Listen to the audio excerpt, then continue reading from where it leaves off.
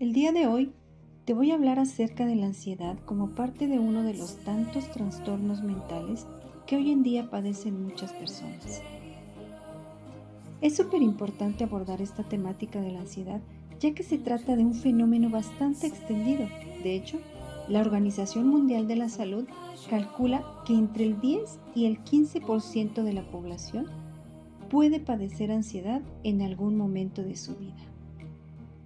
La ansiedad es básicamente un mecanismo defensivo. Es un sistema de alerta ante las situaciones consideradas amenazantes.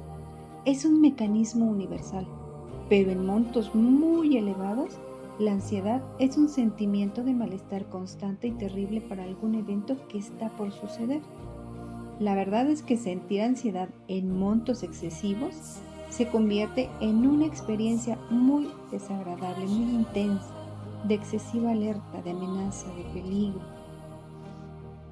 La ansiedad generalmente se presenta con diversos síntomas físicos como temblores, dolores musculares, dolores de cabeza, sudoración, sequedad en la boca, frecuencia cardíaca, respiración acelerada y taquicardia.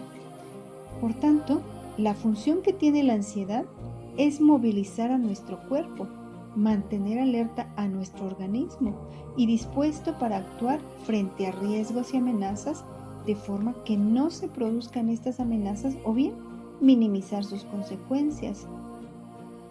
La ansiedad entonces está vinculada a la percepción de amenaza y a la disposición de respuestas que tenemos frente a esa amenaza. La cuestión aquí es que cuando sobrepasa determinados límites, la ansiedad se convierte en una problemática de salud que impide el bienestar y que interfiere también en las actividades sociales, laborales e intelectuales de la persona. Y esto pues puede limitar la libertad de movimientos y de opciones personales. Es una señal que nos da nuestro cuerpo de que algo en nuestro interior está necesitando ser sanado, está necesitando ser reequilibrado o escuchado.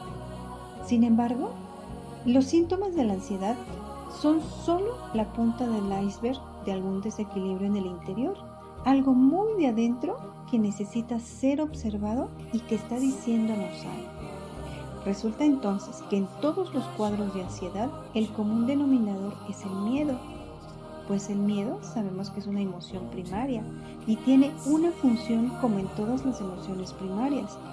Es decir, nos enseña que los recursos con los que contamos para afrontar las situaciones son mucho menores. Es decir, probablemente me estén diciendo que hay una situación en el afuera que requiere de más herramientas de las que tengo para enfrentar esa situación. Y entonces voy a tener que actuar en consecuencia, ya sea buscando más recursos para enfrentar esa situación o bien retirándome de ello. La ansiedad no tiene nada que ver con lo real. La ansiedad tiene que ver con que hay una voz interna que le dice a la persona que algo terrible va a pasar en el futuro. Veamos, esto es así. La persona con ansiedad vive en un mundo en el que todo se puede desmoronar en cualquier momento. Este estado entonces de hiperalerta es necesaria frente a un mundo que se muestra como peligroso. Sin embargo, vivimos actualmente en una cultura que nos insta a estar ansiosos con los ritmos de vida que se nos proponen y sobre todo con la productividad excesiva como la clave del éxito. Es importante entonces entender que la cultura nos propone parámetros a partir de los cuales el camino de la ansiedad se vuelve casi inevitable. Por eso debemos saber cuáles son esos parámetros que queremos seguir, sosteniéndolos, o con cuáles nos gustaría trabajar para buscar al menos disminuir un poco la ansiedad, ya sea en lo cotidiano o acercarnos en la medida de lo posible al bienestar emocional y así poder vivir más cercanos a la realidad.